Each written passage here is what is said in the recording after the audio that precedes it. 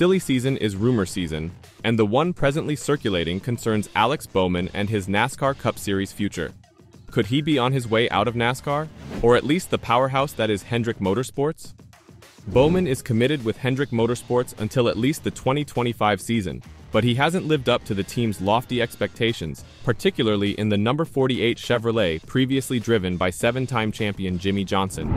Bowman, on the other hand, ended his 80-race winless skid in the Chicago Street Race in July. You'd think it would have given him a longer leash at Hendrick, but his performance after that triumph has been subpar. Bowman has finished outside the top 15 in 5 consecutive races since finishing third at Pocono. This consists of finishes of P31, P28, and P27.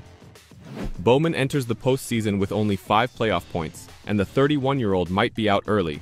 If such is the case, NASCAR spotter and door bumper clear presenter Brett Griffin feels Bowman may be out of a job at Hendrick.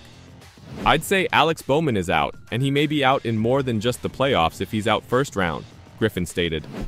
Freddie Kraft, spotter for Bubba Wallace and the Nun 23 team, chimed in with, "There's a reason they haven't announced any drivers in certain cars yet."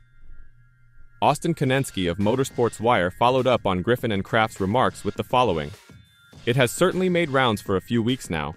We'll see what happens with Spire Motorsports and other NASCAR teams." Bob Pockrass of Fox Sports earlier stated that Bowman can't afford many hiccups, despite his victory in Chicago. "Bowman is signed through at least next year," Pockrass wrote last month.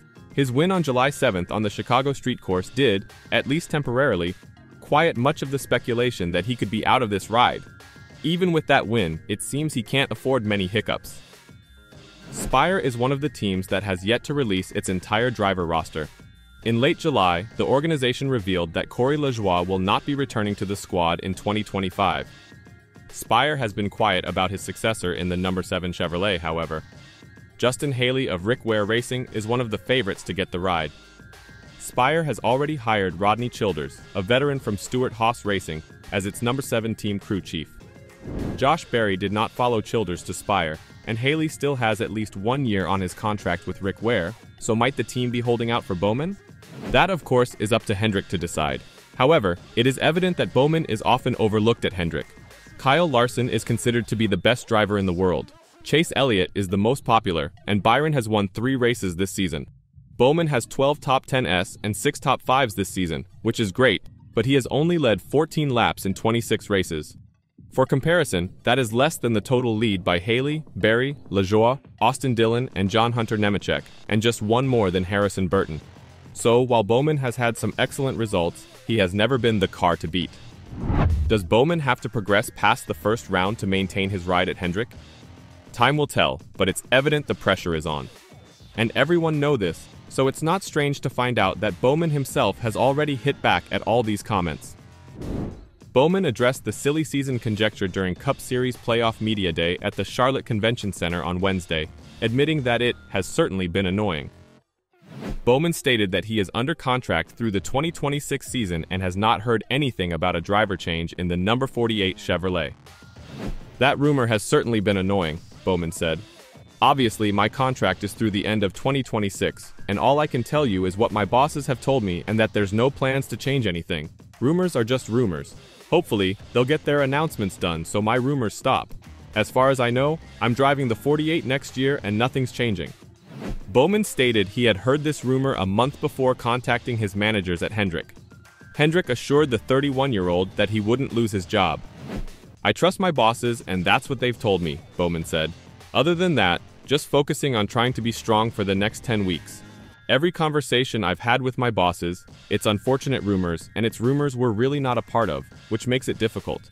I don't think there's any plans or anything on the HMS side, and I think the rumors have started on the other side of things. So, hopefully when they get their announcement on what the other side is doing on that rumor, then it'll kind of go away for me. That's a rumor I've heard for a month, and it got to the point where I picked up the phone and called everybody, and everybody said, absolutely not. So that's really all I have to go on. And I don't have a reason to believe anything other than that. There's no, you need to do this to keep your job.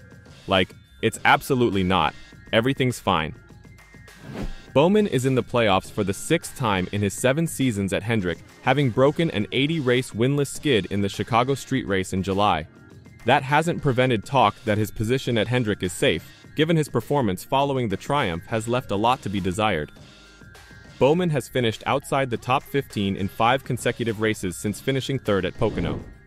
This comprises finishes of P31, P28, and P27. Bowman starts the postseason with only 5 playoff points and will need to improve to move farther. Beyond that, we need to go run better, Bowman added. It's been a miserable month and we haven't executed at a high level at all, so we need to go run better the next 10 weeks, but we need to do that for us and our playoff run and for Ally and the 48 car. There's no, you need to do this to keep your job. As far as I know, I'm not worried about that at all. Bowman seems pretty sure of his spot within Hendrick, but what about you? Are you expecting to see Bowman drive for Hendrick in the coming years? If not, who should Hendrick Motorsports sign for their car? Let me know your thoughts in the comments down below. Next to all the silly season talk, the playoffs are about to start this weekend, and with the playoff structure being a major topic throughout every NASCAR season. How do drivers feel about it? There have been several varied views to the playoff system. Win and you'll be in the round of 16, 12, 8, and Championship 4. Only one race, this year's Phoenix, will eventually decide the champion. Bob Pockris of Fox Sports asked drivers to answer anonymous questions during NASCAR Playoffs Media Day. The results are basically as expected, but one driver takes it to another level. According to Pockris, 8 playoff drivers dislike the playoff system, 7 enjoy it, and 1 said IDK. To put it simply, one driver commented, "It sucks ass." That, I believe, is far from approval. If we could estimate who of the 16 drivers would say that, who would it be? My bet is on one of the Hendrick drivers, or even Martin Truex Jr., someone you would not expect to say it out, yet would in private. It's interesting that the 16 drivers are so evenly distributed. I would suppose that some people consider themselves more conventional than others. Then, there are the drivers who have only ever experienced the NASCAR playoffs in their present format. So why would they detest it? If you're Austin Cindric, Daniel Suarez, or Harrison Burton, you must like it, right? It is the primary reason they have a chance to win a championship in the first place. This is the opening week of the NASCAR playoffs. For the first time ever, Atlanta will host the round of 16.